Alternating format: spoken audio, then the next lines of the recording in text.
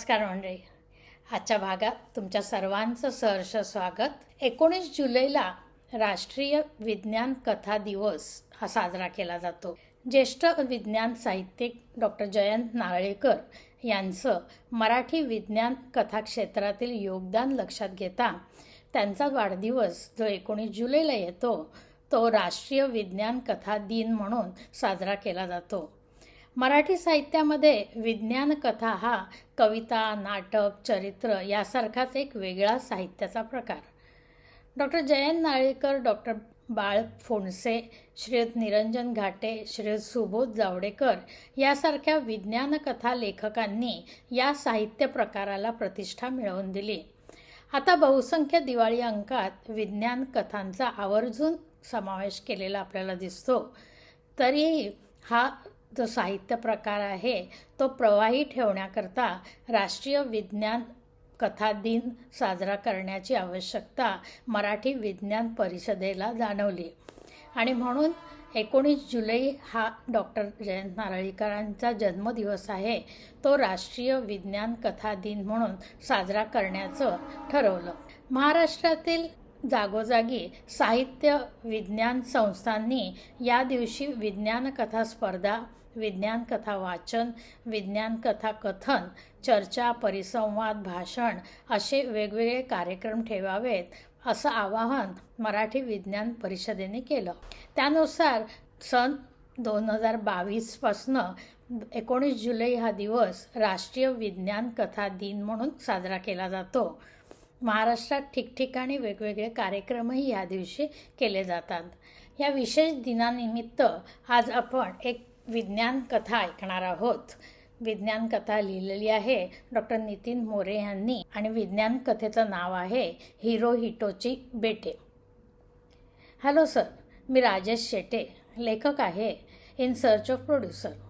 काय प्रोड्यूस करायचं आहे? अर्थात एक चित्रपट. मथुर, तुमच्यासारखा प्रोड्युसर मिळाला तर. See young man, this is not Mathur, this is B Mathur. So what you want? Romantic, सामाजिक, ऐतिहासिक अशा थीम्स एक एक माझ्या बनवून झाल्या आहेत. आता विचार करतोय काही सेन्सिबल असेल तरच, समथिंग डिफरंट असेल तरच. यस सर, माझ्याकडे साय-फाय थीम आहे. डिटेल्स सांगू? No dear, not here. काही प्रोड्युसर्स इन लाईन थीम ऐकतायत. You tell me in 3 words. Okay sir, it's on the weather modification. हवामानात कृत्रिम बदल. No, not more than 3 words. Weather modification, sci fi. चालेल. Next month hotel Panhala inn. माझ्या सर्व movies तयारीसाठी मी पन्हाळा इनमध्येच राहतो. That's lucky, you know. गोष्ट साय-फाय गोष्टीची आणि त्या विज्ञानाच्या बाबतीत एका हॉटेलची रूम नशीब या विज्ञानाने न पाहिलेल्या गोष्टीवर महत्त्वाची ठरावी. पण राजेश सध्या आपल्या कथेला कुणी करता मिळेल का या चिंतेत होता. विज्ञान कथेचा निर्माता अवैज्ञानिक विचार करतोय हा विचार करायला त्याला वेळ नाही, उत्संत नाही आणि त्याहूनही जास्त एक होतकरू लेखक म्हणून तेवढी चैन त्याला परवडणारी नाही. त्यामुळे या फिल्मी पार्टीत भेटलेल्या निर्मात्याच्या शब्दांनी त्याला आनंद होणं हे स्वाभाविक होतं. पुढे हॉटेलच्या खोलीतून दिसणाऱ्या त्या रम्य निसर्गाकडे पाहत बी मथुर बसला आहे. समोर राजेश गेले 2 दिवस तो कथा लिहितो आहे. म्हणजे आधी लिहिलेल्या आराखड्यावर वारंवार हात फिरवतो आहे. खरं तर इतका वेळ त्याला लागत नाही लिहायला, पण पन्हाळा इनमध्ये आल्यावर गोष्ट ऐकून घ्यायला बी मथुरचा मूडच लागत नाही आहे. मग त्या मूडची वाट पाहत 2 दिवस मुक्काम ठोकला. तोवर राजेश त्याच्या गोष्टीवरनं परत तोच हात फिरवत बसलाय आणि आता त्या कथानाचा मुहूर्त सापडलाय. ही वेळ बी मथुरने मुहूर्त म्हणून शोधून काढली आहे. विज्ञान कथेसाठी मुहूर्त.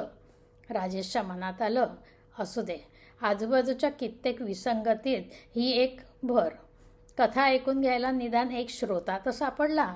पसंत पडली त्याला तर एखादा चित्रपट होईल आणि त्याचं स्वप्न साकार होईल. सुरू करू मथुर?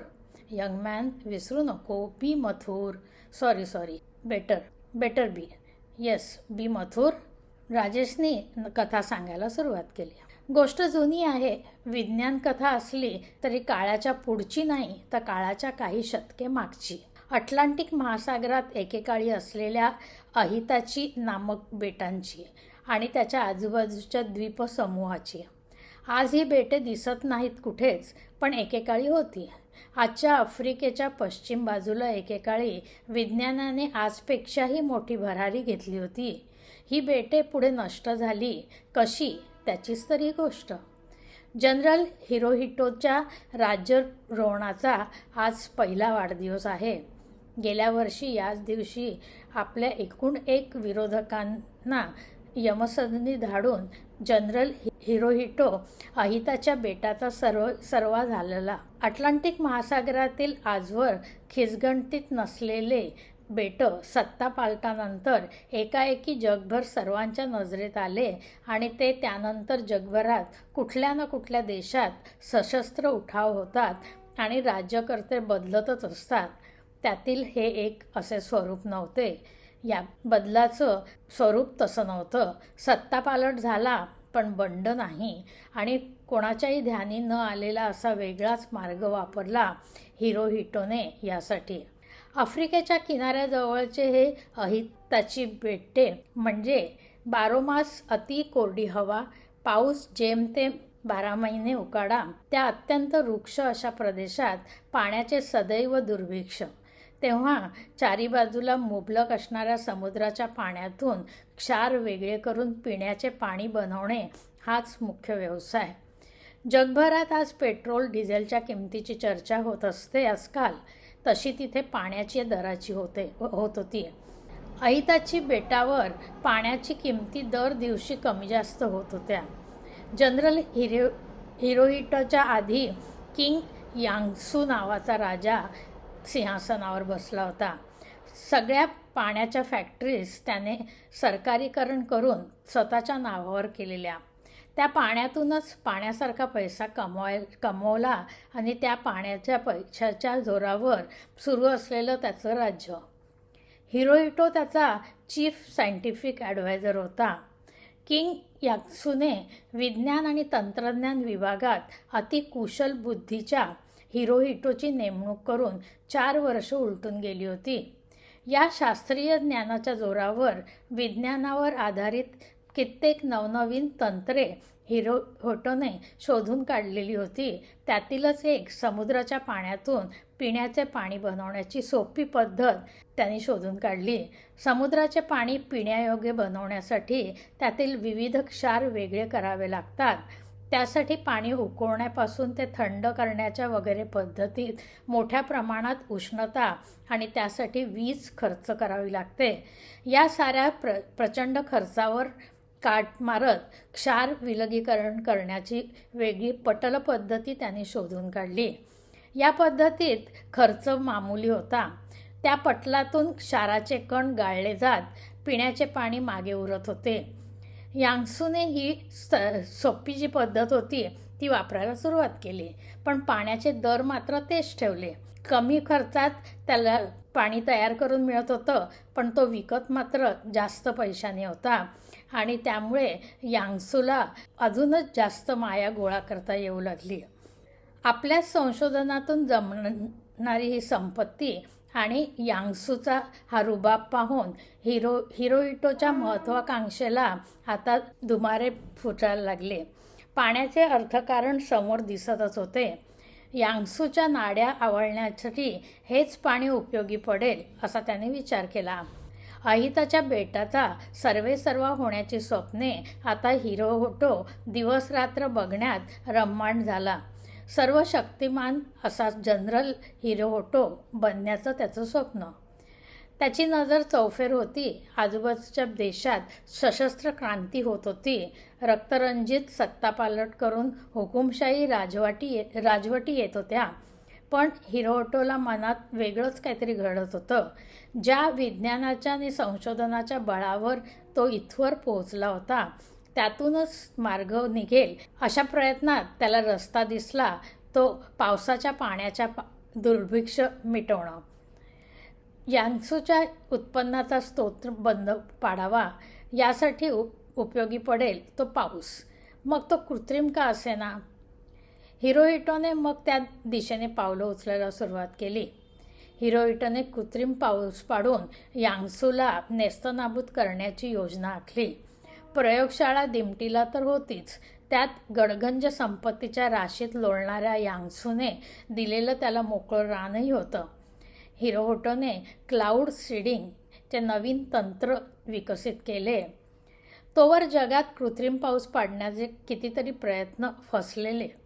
काही थोडेफार यशस्वी झाले, पण आज आपण दुष्काळावर इलाज म्हणून पाऊस पडणे नव्हे तर काही ठिकाणी असा धुवाधार पाऊस पाडून युद्ध जिंकण्यात आलेली असं जे आपण ऐकतो, ते हिरोहिटोच्या काळात मात्र हे तंत्र अविकसित होतं. हिरोहिटोला आता पावसाची निकडीची गरज होती. तोवर क्लाउड सीडिंगमध्ये ढगांवर रसायनांचा शिडकावा करून जमिनीवरून केला जाई. पण हिरोहिटोने यासाठी थेट ढगातच जाऊन रसायनांचा मारा करण्याचं ठरवलं. दिमतीला एक विमान घेऊन तो ढगात मीठ, गोठवलेला कार्बन डायऑक्साईड अशा रसायनांचा मारा करून पाऊस पाडण्याची ही तोवरची त्याची ती पहिलीच वेळ. हिरोहिटोच्या प्रयत्नांना यश आलं. अहिताच्या बेटावर जोरदार पाऊस होऊ लागला. तसा दुधडी भरून नद्या वाहू लागल्या, विहिरी आणि तळी भरून वाहू लागली. यांत्सूचा संशय न येता हिरोहिटोच्या लोकांनी तहान भागवण्यात यशस्वी झाला. पाण्यासाठी संघर्ष करण्यात गुंतलेली जनता आता यांत्सूवर उघड उघड संतापाला मोकळी झाली. यांत्सूवरच्या असंतोषास पूर्णपणे उकळी आल्यावर हिरोहिटो आता पुढची चाल खेळायला तयार झाला. विज्ञानाचा पाईक असलेल्या हिरोहिटोला रक्तपात मंजूर नव्हता. तेव्हा त्याची मैत्रीण अगाथाने तिचा शास्त्रज्ञ भाऊ असांथा यांचे त्रिकूट खलबते करत पुढची योजना आखू लागले. थोड्याच दिवसात अहितीच्या बेटांवर राजकारण्यातील व्यक्ती एकापाठोपाठ एक विचित्र श्वसन रोगाने आजारी पडू लागल्या. राजाचे काळजीपोटी त्यांची खबरदारी घ्यायला आलेले एक मंत्रीगणही श्वसन रोगाने शिकार होऊ लागले. साधा ताप, खोकला नि काही तासात श्वास घ्यायला अडथळा निर्माण होत होता. 1-2 दिवसात खेळ संपत होता. राजा, त्याचे घराणे नि प्रमुख मंत्री या जीवाणूचे शिकार झाले आणि मग अँथ्रॅक्स हवेतून पसरणारे जीवाणू होते. तिघांना गहन खलबतानंतर हे सूक्ष्मजीव सोडण्याची व्यवस्था ही असांथाने चोख पार पाडली होती. तापाच्या त्या विचित्र साथीने एक जण असा अहिंसक पद्धतीने मरून पडत असताना हिरोहिटो चेहऱ्यावर मास्क घालून मोठेपणाने सर्वांची काळजी घेताना सर्व अहिताची वासियांना दिसला. हिरोहिटोचे बॅसिलस अँथ्रॅक्स हे जैविक अस्त्र अशी अहिंसकरित्या हिंसा करण्यासाठी यशस्वी झाले. जनता आपल्या छळवादी राज्याच्या अंतामुळे खुश झाली. इतकी की ह्या इतक्या साऱ्या जे काय घडलं त्यात एकाएकी अंत कशामुळे झाला असावा याचाही विचार न करता आनंदोत्सव साजरा करू लागले. लोकाग्रहासह मग लोकांनी प्रेमाखातर हिरोहिटोला अहिताच्या बेटांचं सर्वेसर्वा बनवलं. आज या गोष्टीला 1 वर्ष उलटलं. जनरल हिरोहिटो, अगाथा आणि असांथा एका वर्षाचा हिशोब मांडायला जमले होते. त्यातूनही जास्त महत्त्वाचा विषय हिरोहिटोपुढे आज होता. आता अजून पुढे काय? राज्यकारभाराच्या धबडग्यात शास्त्रीय संशोधन थोडं मागं पडलं होतं. आता पुन्हा तिकडे वळायला राजा यांत्सूच्या कृपेने तिजोरी तर भरली होती. तेव्हा इकडे त्यांच्या जाचातून मुक्त जनता हिरोहिटोवरच्या प्रेमाने भारलेलीही होती. आता महत्त्वाकांक्षेच्या घोड्याचा लगाम सैल सोडून त्याला उधळून द्यावे असं त्यांनी ठरवलं. लोकप्रिय होण्यासाठी सत्ताधीशांनी काय करावं लागतं? एक तर देशात स्वस्ताई आणि दुसरं देशाभिमान जागृतच नव्हे तर वाढवत नेण्यासाठी अतिरेकी राष्ट्रवाद. जनरल हिरोहिटोने हे दोन्ही प्रश्न साम्राज्य विस्तार या एका उत्तराने सुटणार होते.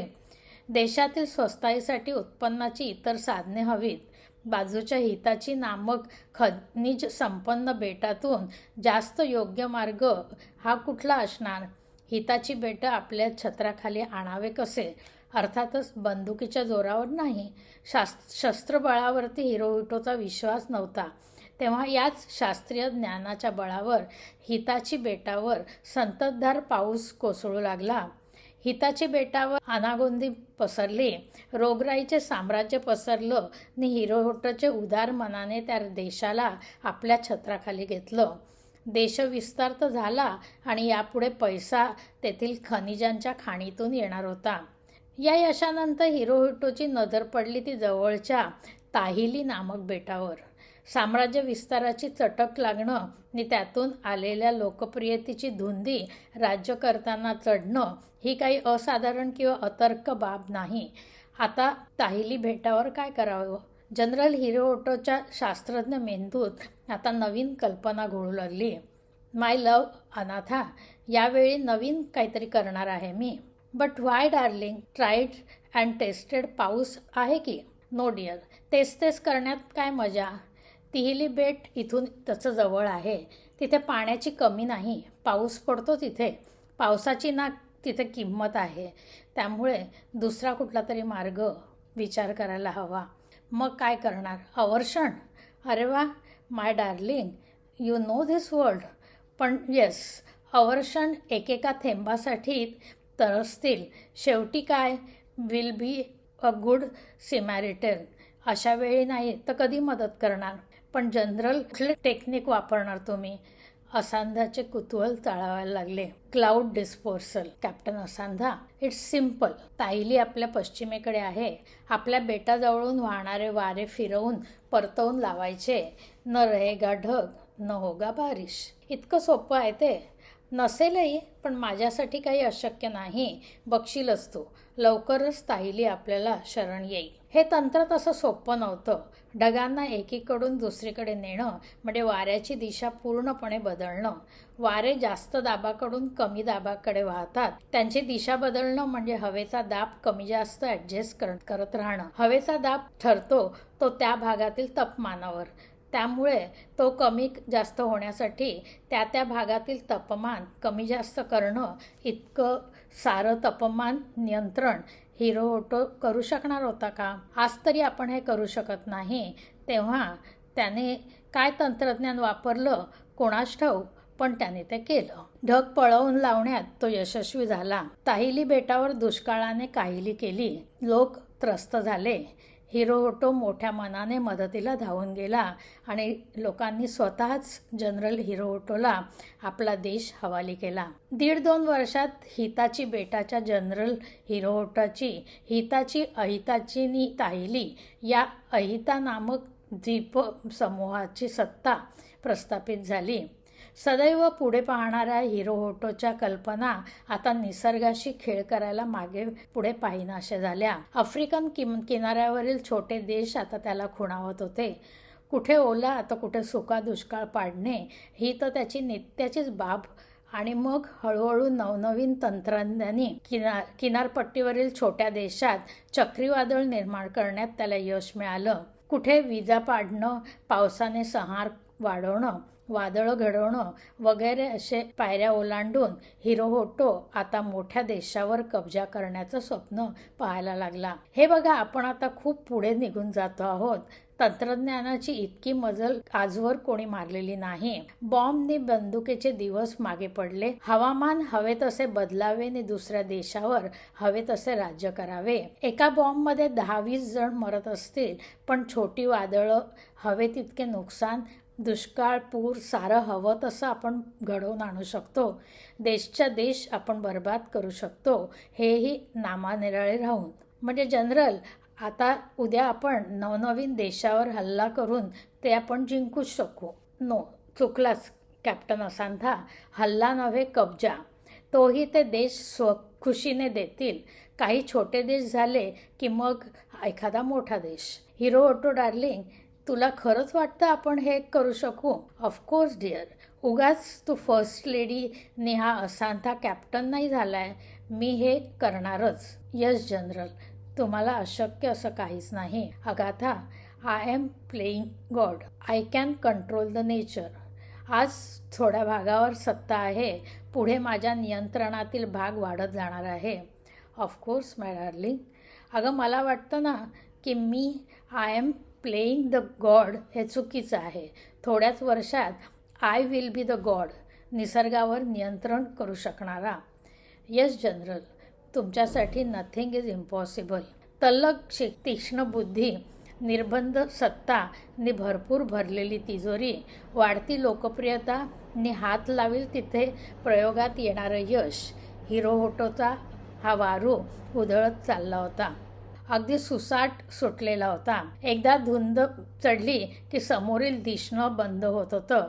त्यात तो गर्व अनिर्बंध सत्ताधाराचा असला तर बोलायलाच नको. लवकरच त्या त्रिकुटाची परत बैठक बसली. निर्णय घेणारा अर्थातच जनरल हिरोहोटा होता, पण कल्पना बोलून दाखवायला आणि आपल्या बुद्धिमत्तेचे प्रदर्शन करायला समोर कोणीतरी यू आर द ग्रेटेस्ट म्हणणारं सत्ताधीशांना लागतंच. We have conquered so many things. आजवर आपण शांतपणे काम करत आलो. जगातील कोणालाही आपल्या प्लॅनचा आणि शास्त्रीय प्रगतीचा अंदाज आलेला नाही. वेदर मॉडिफिकेशन हवी तशी सारी विज्ञानाची देणगी आहे. शास्त्राचा अचूक वापर आहे. थोडं राजकारण करावं, अचूक वेळ साधावी, या जोरावर इथवर आपण आलो. आता एकच लक्ष. आता अजून काय डिअर? अगाथा डार्लिंग, भूकंप हवा तसा भूकंप. यस जनरल, तुम्हाला अशक्य असं काहीच नाही. भूकंप घडवालच तुम्ही. I am sure. भूकंप म्हणजे पृथ्वीच्या पृष्ठभागावरील ज्या टेक्नॉलॉजी प्लेट्स असतात त्यांना हलवायला लागेल. कृत्रिम भूकंप घडवायचा असेल तर त्या प्लेट्स हलवायला प्रचंड ऊर्जा लागेल. मला वाटतं पृथ्वीच्या फ्लाईट लाईन जवळ त्यासाठी अणुस्फोटा इतकी ऊर्जा निर्माण केली की भूकंप घडवून येऊ शकेल. पण darling, why kill innocent people? No no Agatha, मी आपल्या बाजूचं एक बेट आहे ते हेरून ठेवलं आहे. निर्मनुष्य आहे त्याच्या जवळील समुद्रात अणुस्फोट घडवून आणायचा. त्या बेटाखालून फ्लोट्स लाईन्स जातात. तिथे कदाचित आधीही भूकंप झाले असतील, पण वस्ती नसल्यामुळे कोणाला समजलं नसणार. आपल्या तिन्ही बेटाजवळच ते बेट आहे, तेव्हा कामाला लागा. लवकरात लवकर हे कृत्रिम भूकंपाचे स्वप्न पूर्ण झाले पाहिजे. That would be another great success. म्हणजे आपल्याला निसर्गावर विजय मिळवण्याला अजूनही आपण जवळ जाऊ. यस जनरल, तुम्ही नुसती आज्ञा द्या म्हणजे सारी सरकारी यंत्रणा झडझडून कामाला लागेल. दुनिया जिंकणाऱ्याच्या आपल्या प्लॅनमधील ही एक पायरी आहे फक्त. आपल्याला अजून खूप मजल मारायची आहे, ही अहिंसक पद्धतीनेच. Yes sir. पृथ्वीच्या पोटात अणुबॉम्बसारखा स्फोट करून उत्पात घडवणं हा प्रयोग यशस्वी झाला की त्याची अंमलबजावणी दुसरीकडे करणं. पुढील काही महिन्यात हिरोहोटोची पूर्ण योजना तयार झाली. त्यानंतर जे घडलं त्यामुळे प्रशांत महासागराचा भूगोल आणि जगाचा नकाशा बदलून गेला. जनरल हिरोहोटो यशस्वी तर झाला. कृत्रिम भूकंप या बेटावर झालाच, पण पाठोपाठ मोठी सुनामी घेऊन आला. समुद्राच्या जवळ घडलेल्या या स्फोटाने भूकंपापाठोपाठ हे सारे बेट हादरले. क्षणार्धात सुनामीच्या 5-6 मीटर उंच लाटा उभ्या राहिल्या. खवळलेल्या समुद्राने अहिताची, हिताची आणि ताहिची ही तिन्ही बेटे पूर्णपणे गिळंकृत केली. हिरोहोटो आजवर जिंकला होता निसर्गामुळे, पण निसर्गाच्या शेवटच्या हुकुमाच्या पत्त्यामुळे मात्र त्याला हार मानावी लागली आणि त्याची बेटेसुद्धा होत्याची नाहीशी झाली. ही गोष्ट तशी जुनीच आहे. निसर्गावर मात मिळवत आपली सत्तेची भूक भागवणारा जनरल हिरोहोटो काळाच्या पडद्याआड गेला. त्याच्या 3 बेटांच्या साम्राज्यासकट. त्याचे ते विज्ञानाचे ज्ञान त्याच्याचबरोबर समुद्रात बुडून गुडूप झाले. आजही माणूस निसर्गावर विजय मिळवण्याचा प्रयत्न करतोय. थोडा यशस्वी होतोय, पण बराचसा अयशस्वी. राजेशने कथा वाचून कथाकथन संपवलं. होतकुरू लेखक होता तो, त्यामुळे एखाद्या चित्रपटाची पटकथा कशी, कोणत्या प्रकारे लिहावी हे त्याला ठाऊक नव्हते. तरी मती गुंगवून टाकणारी कथा ऐकता ऐकता बिमथूर थोडा दंग झाला. वेल यंग मॅन, तुझी विज्ञान कथा तर वाटते चांगली. थँक्यू मथुर. बी मथुरने डोळे वटारताच हे वाक्य सुधारत राजेश म्हणाला, थँक्यू बी मथुर. तुझी गोष्ट चांगली आहे म्हणून, नाहीतर माझं नाव विसरणाऱ्याला मी थेट बाहेरचा रस्ता दाखवतो. तुला काय वाटतं, हे शक्य आहे? निसर्गाशी इतके खेळ? खरं सांगू सर, जैविक अस्त्रे माणसाने आतापर्यंत वापरली आहेतच. विज्ञान हे दुधारी तलवारीसारखे आहे. अणुऊर्जेचा वापर प्रगतीसाठीही होतो आणि विनाशासाठीही. शेवटी मानवी मेंदू कोणी का आणि कसा वापरायचा यावर कोण कसे नियंत्रण ठेवणार? शस्त्रास्त्रे जगाला दिसतात, पण जैविक रासायनिक अस्त्रांनी केलेला विनाश पटकन डोळ्याला दिसत नाही. हवामानात हवे तसे बदल करून विनाश घडवणं म्हणजे अहिंसक मार्गाने जास्तीत जास्त हिंसा घडवून आणणं, तेही नामानिराळं राहून. आसमानी संकटे म्हणवणाऱ्या ह्या आपत्तीने मनुष्य स्वतःच्या मेंदूच्या बळावर सुलतानी संकटात रूपांतर करू शकतो. अगदी पृथ्वीच्या पोटात भूकंप घडवून आणेपर्यंत मजल मारू शकतो. पण शेवटी वैज्ञानिक प्रगतीचा उपयोग वा दुरुपयोग तिकडच्या सत्ताधारी वर्गावर अवलंबून असतो. कथेमध्ये आपल्या वैज्ञानिकासच सत्तेची स्वप्न पडली आणि विज्ञानाच्या विनाशकारी वापरात स्वतःच्याच विनाशाची बीजे त्यांनी पेरली. Okay young man, get on to the work. म्हणजे आपण बनवूया a great offbeat story and the subject, but B Mathur is not for that. घे लिहायला. काय? अरे सिनेमाची पटकथा, स्क्रिप्ट अशी नसते राजा. पण मला याहून वेगळं नाही लिहिता येत. नेवर माइंड यंग मॅन, माझे रायटर्स करतील तुला मदत. तू त्यातील सायंटिफिक भाग जरा अजून तावून सुलाखून घे. See, hi fi stories are not fantasies. तेव्हा you need to be authentic. पुढच्या वर्षीच्या पर्यावरणाच्या दिवशी करूया रिलीज हिरो हिटोची बेटे, a film produced and directed by B Mathur. Yes sir, thank you B Mathur sir. लेखकाने आभार मानले. तर अशी ही विज्ञान कथा तुम्हाला कशी वाटली?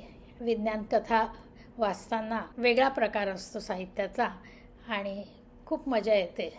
म्हणून आम्हाला वाटलं की ही कथा तुमच्याशी शेअर करावी. तुम्हाला ही कशी वाटली जरूर कळवा.